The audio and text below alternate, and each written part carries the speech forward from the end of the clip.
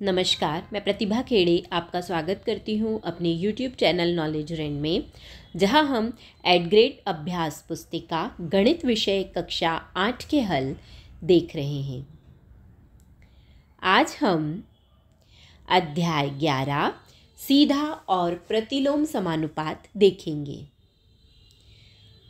अब यहाँ पर देखिए, सीधा और प्रतिलोम समानुपात का अर्थ क्या है।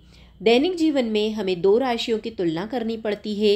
इन दो राशियों की जब हम तुलना करते हैं तो हमारे पास दो स्थितियां बनती हैं। जैसे यदि हम किसी एक राशि को बढ़ाते हैं तो दूसरी राशि भी उसके साथ साथ बढ़ती है। जैसे हमने मान लो एक पेन खरीदा, वो आया 5 रुपये का, और अगर हमने 2 पेन खरीदे तो वो कितने के आएंगे? 10 रुपये के आएंगे। 3 खरीदेंगे तो वो कितने के आ जाएंगे? 15 रुपये के आ जाएंगे। मतलब जब हम एक राशि को बढ़ा रहे हैं तो यहाँ पर दूसरी राशि भी क्या हो रही है? साथ साथ बढ़ रही है। ऐसी स्थिति में कौन सा अनुपात होता है? सीधा या समान अनुपात होता है। ठीक है।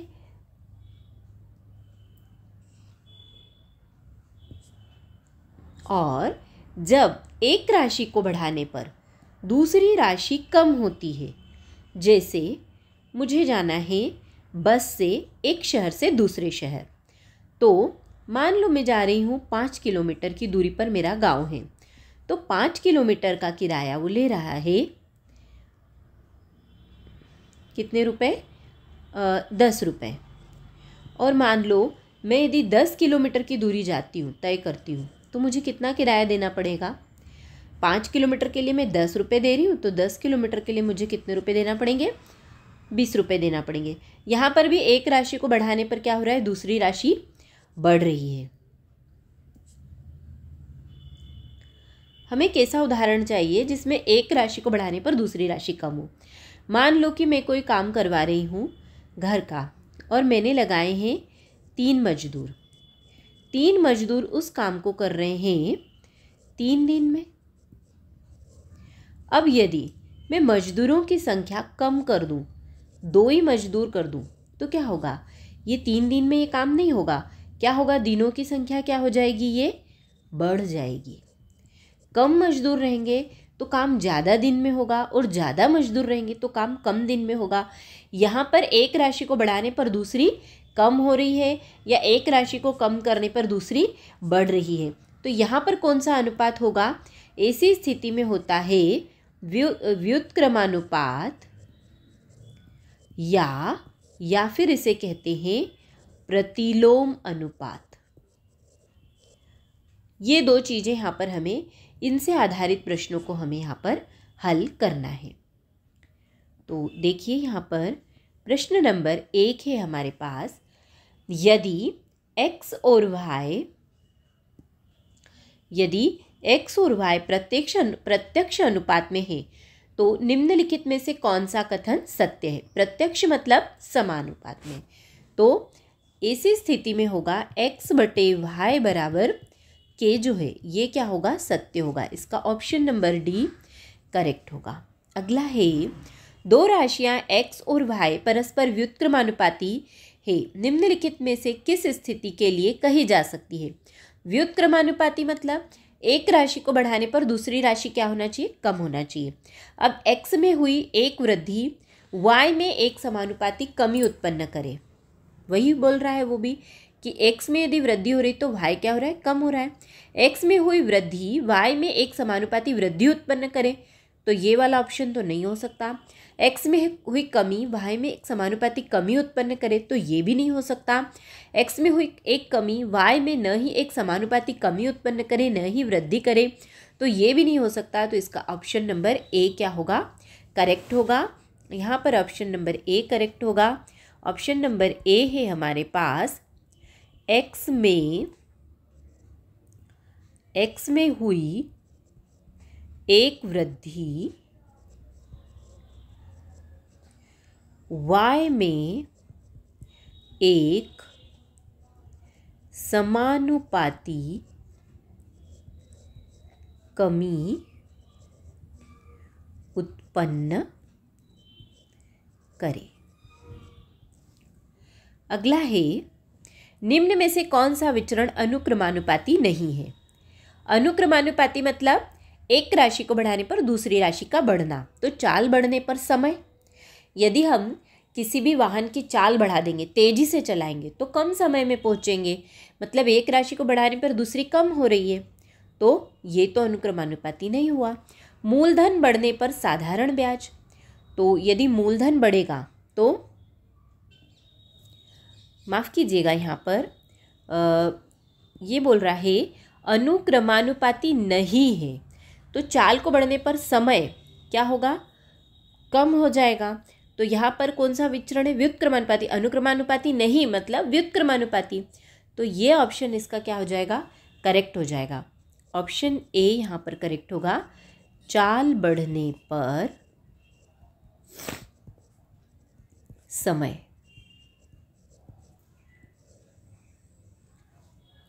अगला है, यदि ए और बी परस्पर अनुक्रमानुपाती है तथा जब a बराबर 8 और b बराबर 12 है तो निम्न में से कौन सा a और b के संगत मानों का युग्म है? तो यहाँ पर देखिए, a बराबर कितना है? 8 है और b बराबर कितना है? 12। इसको हम यदि काटें तो 4 दूनी 8 और 4 तिया 12, मतलब ऊपर वाला मान 2 और नीचे 3। तो यदि हम 25 और 35 को देखें तो ये तो नहीं हो सकता। यहाँ देखें 50 और 75, तो 50 और 75 को यदि काटते हैं तो क्या आ जाएगा? 5 एकम 5 0, 5 एकम 5 पचम 25, 5 दूनी 10, 5 तिया 15।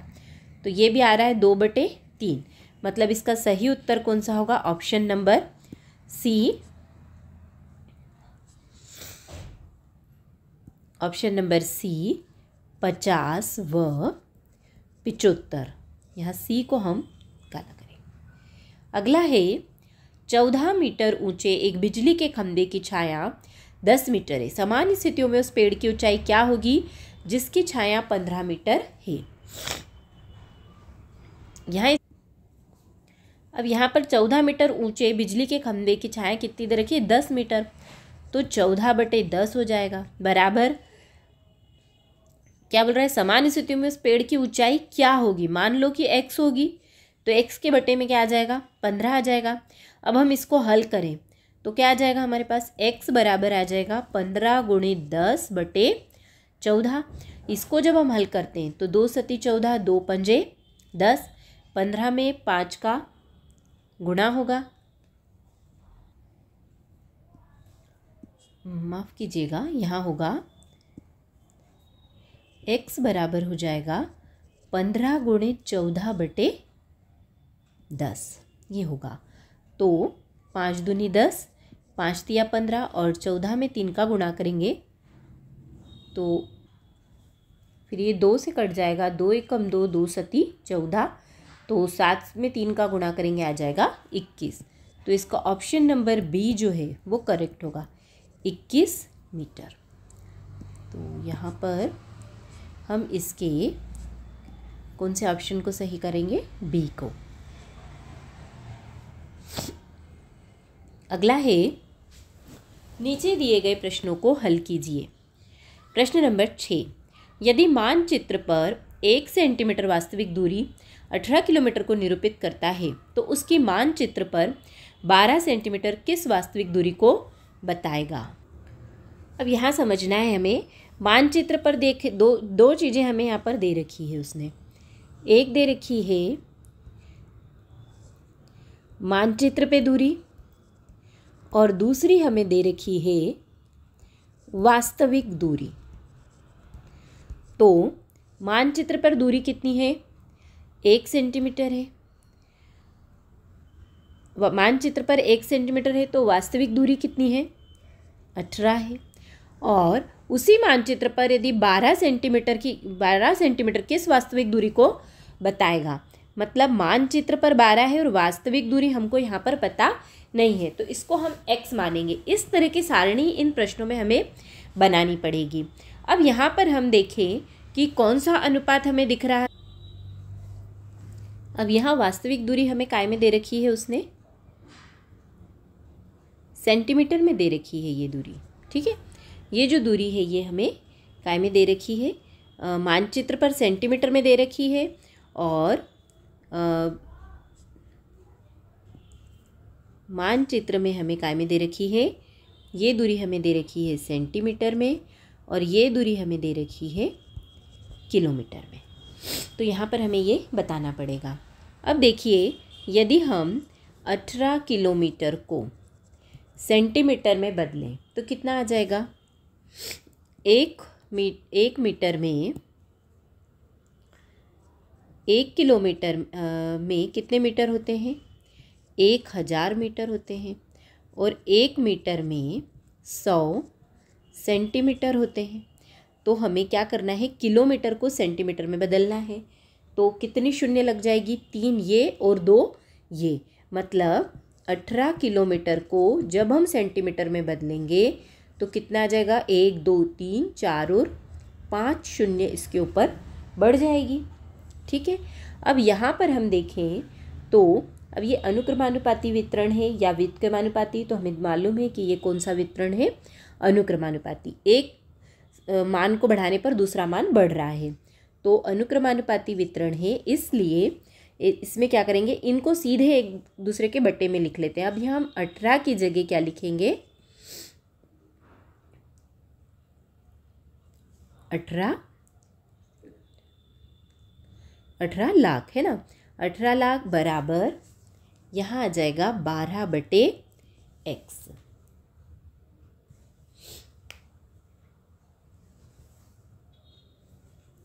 तो अब इसको हम यदि हल करते हैं तो यहाँ पर आ जाएगा हमारे पास x बराबर, x का गुणा 1 में हो जाएगा, इसका गुणा इसमें हो जाएगा। यहाँ आ जाएगा हमारे पास 18 लाख गुणित 12/1। इनका आपस में हम गुणा करेंगे तो हमारे पास आ जाएगा 1 2 3 4 और 5, तो शून्य आ जाएगी, और 12 और 18 का जब गुणा करेंगे तो आ जाएगा 216। अब ये आ गया हमारे पास, काय में आ गया ये मान, सेंटीमीटर में आया ये मान हमारे पास, और इसको जब हम किलोमीटर में बदलेंगे तो ये आ जाएगा हमारे पास 216 किलोमीटर। ये जितनी शून्य बढ़ी है ये हट जाएगी, तो ये आएगा हमारे पास आंसर। अब अगला प्रश्न देखिए। अगला प्रश्न है, एक पर्यटन स्थल के निकट का पार्किंग शुल्क इस प्रकार है। 2 घंटों तक 20 रुपये, 4 घंटों तक 40 रुपये, 6 घंटों तक 60 रुपये, 8 घंटों तक 80 रुपये और 10 घंटे का है 100 रुपये। तो हम देख रहे हैं कि जैसे जैसे घंटे बढ़ रहे हैं रुपयों की संख्या क्या हो रही है, बढ़ रही है। यहाँ पर 4 हुए तो और ज़्यादा बढ़ गए पैसे। एक राशि को बढ़ाने पर दूसरी राशि बढ़ रही है। प्रश्न में वो पूछ रहा है कार पार्किंग शुल्क पार्किंग समय में किस प्रकार के अनुपात में है। तो यहाँ पर किस प्रकार के अनुपात में है, ये समान अनुपात में है। तो यहाँ हम लिख देंगे, अतः कार पार्किंग शुल्क और पार्किंग समय समान अनुपात में होंगे।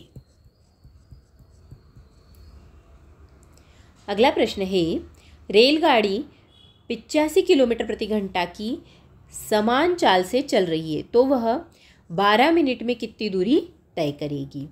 अब यहाँ पर बोल रहा है वो कैसे चल रही है, समान चाल में चल रही है। तो ज़्यादा किलोमीटर की दूरी तय करने में क्या होगा, ज़्यादा समय लगेगा, और कम किलोमीटर दूरी तय करने में कम समय लगेगा। मतलब यहाँ पर कौन सा अनुपात है, समान अनुपात है। तो यहाँ पर हमें क्या करना पड़ेगा, सारणी बनानी पड़ेगी। तो यहाँ पर क्या आ जाएगा, रेलगाड़ी ने दूरी तय करी वो आ जाएगा और नीचे रेलगाड़ी का समय आ जाएगा, तो यहाँ में से बॉक्स बना लेंगे। अब दूरी कितनी तय करी है उसने, 85 किलोमीटर। तो वो क्या पूछ रहा है यहाँ पर, दूरी 85 है, समान चाल से मतलब किलोमीटर प्रति घंटा, 85 किलोमीटर की दूरी उसने कितनी देर में तय करी है, 1 घंटे में। 1 घंटे मतलब 60 मिनट में। अब यहाँ मिनट में है इसलिए इसको हमको क्या लिखना पड़ेगा, मिनट में लिखना पड़ेगा। तो वो पूछ रहा है कि कितनी दूरी, मतलब यहाँ पर x आ जाएगा, कितनी दूरी वो 12 मिनट में तय करेगी। अब हमें पता है पे समानुपात है, जब समानुपात होता है तो क्या करते हैं, सीधे सीधे इसको बटे में लिख लेते हैं, 85/60 बराबर x/12।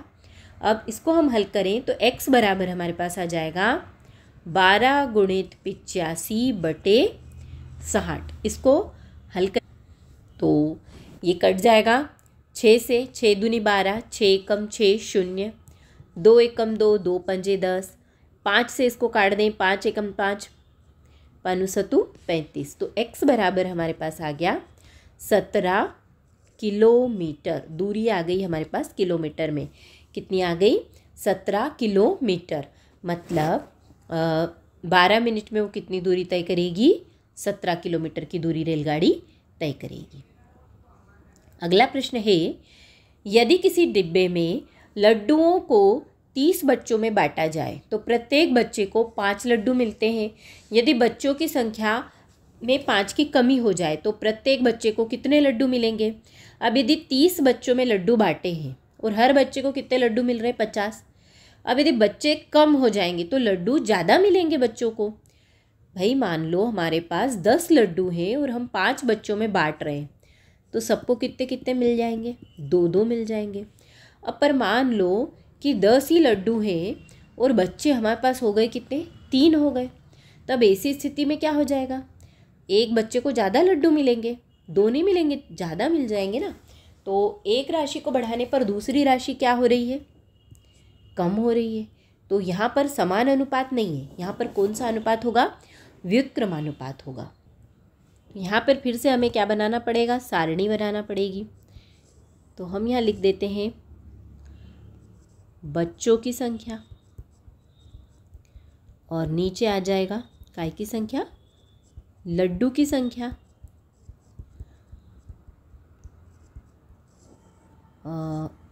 यहाँ देखें 30 बच्चों में जब बांटा तो कितने लड्डू बचे, बटे एक बच्चे को 5। और फिर क्या हो गया, 5 की कमी हो गई। 5 की कमी हो गई मतलब बच्चों की संख्या में 5 की कमी हो गई है ना, ऐसा बोल रहा है वो। तो बच्चों की संख्या पहले कितनी थी, 30 थी, तो अब कितनी हो गई, 25 हो गई।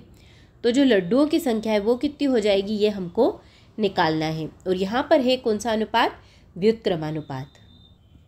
तो जब व्युत्क्रमानुपात होता है तब क्या करते हैं, समान अनुपात में हम 30 के बटे में सीधे सीधे 5 लिख देते हैं। लेकिन जब व्युत्क्रमानुपात होता है तो 30 के बटे में क्या लिखेंगे, x लिखेंगे और 25 के बटे में लिखेंगे 5। इस तरह से इसको हमें करना पड़ता है। तो 30 के बटे में हम क्या लिखेंगे, x लिखेंगे ये वाला, और 5 के बटे में हम क्या लिखेंगे, यहाँ पर 25 है, 25 के बटे में हम लिखेंगे 5। अब इसको हल करें तो यहाँ पर x बराबर क्या आ जाएगा हमारे पास, 5 × 30 बटे 25। तो 5 एकम 5, 5 25, 5 एकम 5, 5 6 30। तो हमारे पास क्या आ गया, x बराबर 6। 6 क्या आ गई हमारे पास, लड्डुओं की संख्या। तो यदि बच्चे 5 कम हो जाए तो एक बच्चे को कितने लड्डू मिलेंगे, 6 लड्डू मिलेंगे। अगला है प्रश्न नंबर 10, यदि 18 श्रमिक किसी दीवार को 45 घंटे में निर्मित कर सकते हैं तो इसी कार्य को 27 घंटे में पूरा करने के लिए कितने श्रमिकों की आवश्यकता होगी। यहाँ पर यदि मजदूरों की संख्या बढ़ेगी तो समय क्या होगा, कम होगा। भाई यदि मान लो ये एक दीवार बनानी है, इसको 10 मजदूर बनाएंगे तो ये क्या होगा, कम समय में बन जाएगी। और यदि इसको मान लो 5 मजदूर बनाएंगे तो समय क्या लगेगा, अधिक लगेगा। कम मजदूरी तो ज़्यादा टाइम लगेगा और ज़्यादा मजदूरी तो कम समय में ये बन जाएगी। मतलब एक राशि को बढ़ाने पर दूसरी राशि क्या हो रही है, कम हो रही है। तो यहाँ पर कौन सा अनुपात होगा इस स्थिति में, व्युत्क्रमानुपात होगा। अब यहाँ पर हम यहाँ पर भी सारणी बना लेते हैं। तो ऊपर आ जाएगा मजदूर, मजदूरों की संख्या, और नीचे आ जाएगा समय। यहाँ पर समय घंटे में दे रखा है। तो 18 यदि मजदूर हैं तो कितना टाइम लग रहा है उनको, 45 घंटे। अब वो बोल रहा है इसी कार्य को 27 घंटे में पूरा करना है, तो यहाँ पर 27 आ जाएगा। तो कितने मजदूर लगेंगे, हम मजदूर मान लेते हैं x लगेंगे। अब यहाँ पर कौन सा अनुपात है, व्युत्क्रमानुपात, व्युत्क्रमानुपात है। तो देखिए इससे इसका गुणा कर देंगे, 18 के बटे में क्या आ जाएगा, 27 आ जाएगा, और x के बटे में आ जाएगा 45। अब इसको हम हल, तो यहाँ से देखिए x बराबर क्या आ जाएगा हमारे पास, x बराबर आ जाएगा 45 गुणित 18 बटे 27। इसको हम काटें तो क्या आ जाएगा, 9 दूनी 18, 9 तिया 27, 3 एकम 3, 3 एकम 3, 3 पंजे 15। मतलब x बराबर आ गया हमारे पास 15 गुणित 2, मतलब कितना आ जाएगा 30, 15 दूनी 30। तो कितने मजदूर लगेंगे, 30 मजदूर लगेंगे। यदि 27 घंटे में पूरा करना है तो मजदूर ज़्यादा लगेंगे, कितने लगेंगे, 30 मजदूर लगेंगे। अगला है, यदि नरेश 400 मीटर की दूरी तय करने के लिए 450 कदम चलता है तो 320 मीटर की दूरी तय करने के लिए उसे कितने कदम चलने होंगे। तो यहाँ पर देखिए 400 मीटर की दूरी तय करने के लिए 450 कदम चलता है, मतलब, और 320 मीटर की दूरी तय करने में कितने कदम चलना पड़ेंगे, ज़्यादा दूरी तय करेगा तो ज़्यादा कदम चलना पड़ेंगे। तो यहाँ पर हम फिर से एक सारणी बना लेते हैं। तो यहाँ पर तो अनुक्रमानुपात दिख रहा है, एक राशि को बढ़ाने पर दूसरी राशि बढ़ रही है। तो यहाँ पर यदि दूरी बढ़ती है तो कदम भी क्या होंगे, बढ़ेंगे।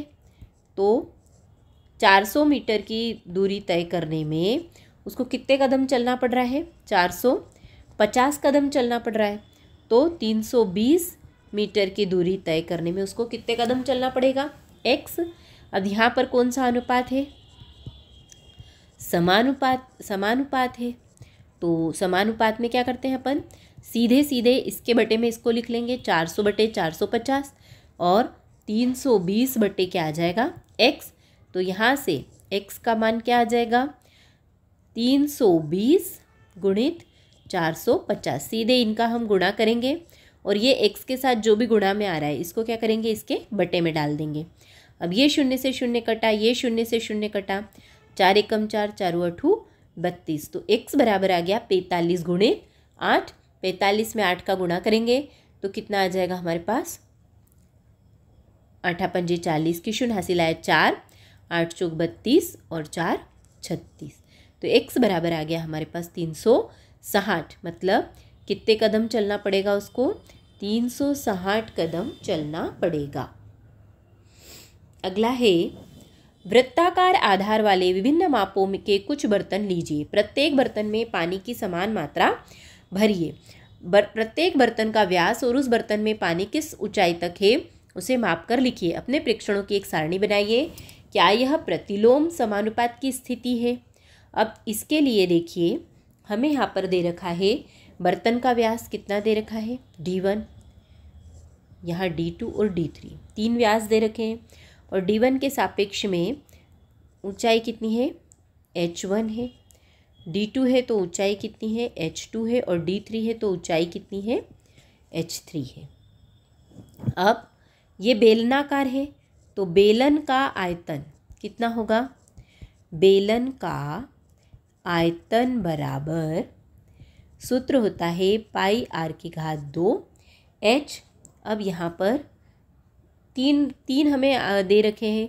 D1 क्या है, त्रिज्या, व्यास है, माफ़ कीजिएगा व्यास है, और सूत्र में क्या है हमारे पास r मतलब त्रिज्या है। तो जो त्रिज्या होती है वो व्यास की क्या होती है, आधी, है ना। त्रिज्या बराबर होता है व्यास बटे 2, तो r बराबर क्या हो जाएगा, व्यास हमारे पास है d बटे 2। तो यहाँ पर देखें हम बेलन के आयतन का सूत्र लगाएं तो पाई r की जगह आ जाएगा d बटे 2, d1 बटे 2 की घात 2 और ये h1। अब दूसरा देखें तो पाई d2 बटे 2 की घात 2 h2 और पाई d3 बटे 2 की घात 2 h3। ये तीनों में संबंध आ जाएगा। अब यहाँ से हम देखें तो ये पाई और ये पाई तो कट गया। अब क्या बचेगा हमारे पास, d1 बटे 2 की घात 2, d2 बटे 2 की घात 2, यहाँ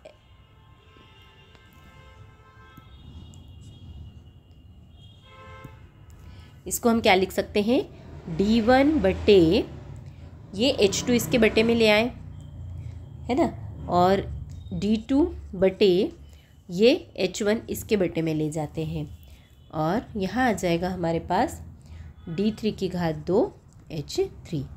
तो ये दोनों को देखें अपन, तो ये कौन सा अनुपात दिख रहा है हमको, यहाँ पर प्रतिलोम अनुपात दिख रहा है हमें। तो हम यहाँ लिख देंगे यह प्रतिलोम अनुपात की स्थिति है। अगला देखिए, किसी स्कूल भवन में पेंटिंग के लिए हल्का गुलाबी रंग करवाने की योजना बनाई गई है। इस कार्य के लिए लाल और सफ़ेद रंगों को मिलाकर हल्का गुलाबी रंग बनाया जाना है। दिए हुए मिश्रणों में से निश्चित करें कि कौन सा हल्का गुलाबी रंग का शेड है। अब यहाँ 3 भाग लाल रंग के हैं और 2 सफ़ेद के हैं। R मतलब लाल और W मतलब सफ़ेद, है ना। तो यहाँ तो लाल रंग ज़्यादा है और सफ़ेद कम है, तो ये तो हल्का गुलाबी नहीं बनेगा। अब यहाँ जितने लाल हैं, 3 भाग लाल हैं और 3 सफ़ेद हैं, तो भी हल्का गुलाबी नहीं बनेगा। अब यहाँ पर लाल 2 है, सफ़ेद 3 है, और यहाँ पर लाल 1 है, 1 2 3 4 सफ़ेद है, तो इससे क्या बनेगा, हल्का गुलाबी रंग बनेगा। तो यहाँ पर हमें ऑप्शन नंबर कौन सा सही देना पड़ेगा, ऑप्शन नंबर डी सही है यहाँ पर। उसके बाद आगे वो बोल रहा है, यदि एक पात्र बर्तन में 1 लीटर पेंट है और भवन के लिए 180 लीटर पेंट की आवश्यकता है, तो हल्के गुलाबी रंग से पेंट कराने के लिए प्रत्येक रंग के कितने पात्रों की आवश्यकता होगी। तो यहाँ देखिए, लाल रंग के पात्रों की संख्या, कुल कितने पात्र हैं, 1 2 3 4 और 5, है ना। कुल कितने हैं, 5 है, और लाल रंग का कितना है, 1 ही है, तो 1/5 आ जाएगा। और 180 लीटर पेंट की ज़रूरत है, तो हम 180 से इसको क्या कर देंगे, गुणा कर देंगे। जब इसको हम काट के हल करते हैं, 5 एकम 5, 5 तिया 15, 3 5 6 30, तो कितना आ गया हमारे पास, 36 आ गया। तो कितने पात्रों, लाल रंग के कितने पात्रों की संख्या कितनी आ जाएगी, 36। अब उसके बाद क्या बोल रहा है वो, सफ़ेद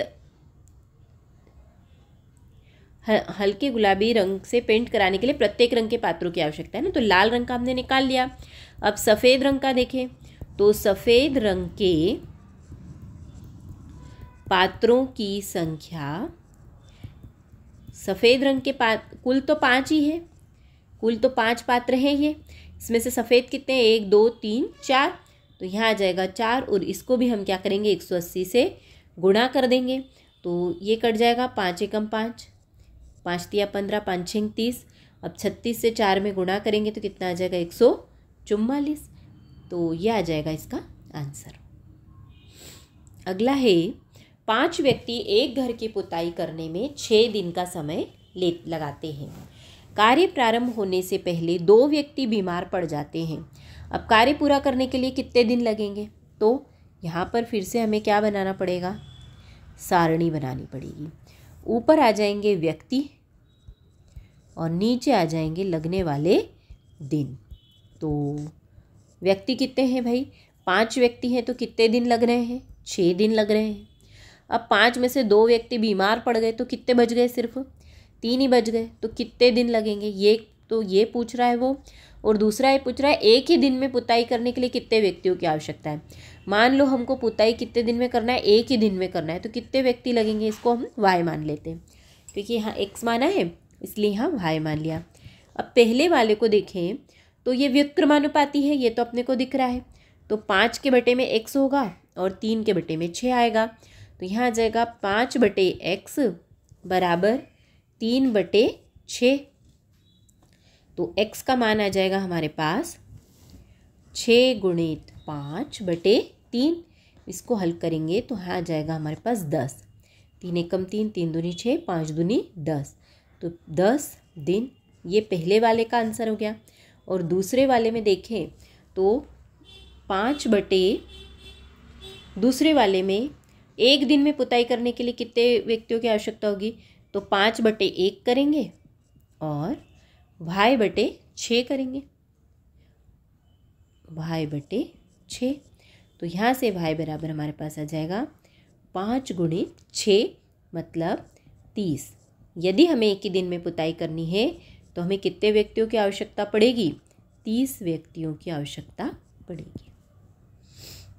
अगला है, रहमान तीलियों या डंडियों का प्रयोग करते हुए एक पहिया बना रहा है। वह समान तीलियां इस प्रकार लगाना चाहता है कि किन्हीं भी क्रमागत तीलियों के युग्मों के बीच के कोण बराबर हैं। निम्नलिखित सारणी को पूरा करते हुए निम्नांकित प्रश्नों के उत्तर दीजिए। तो तीलियों की संख्या 4 है, कोण कितना उनके बीच में है, जब ये 4 तीलियां हैं तो इनके बीच में जो कोण है ये कितने अंश का है, 90 अंश का। जब 6 तीलियां हैं, ये 1 2 3 4 5 और 6 तीलियां हैं, तो कोण कितने अंश का बन रहा है इनके बीच में, 60 अंश का। फिर वो पूछ रहा है कि 8 तीलियां हैं, जैसे यहाँ है 1 2 3 4 5 6 7 8, तब कोण कितने का बनेगा, तो ये जो गोला है इसका पूरा मान कितना होता है, 360। इसको हम भाग लगा देंगे 8 से, तो आ जाएगा 8 एकम 8, 8 एकम 8, 8 पंजे 8 चौक 36,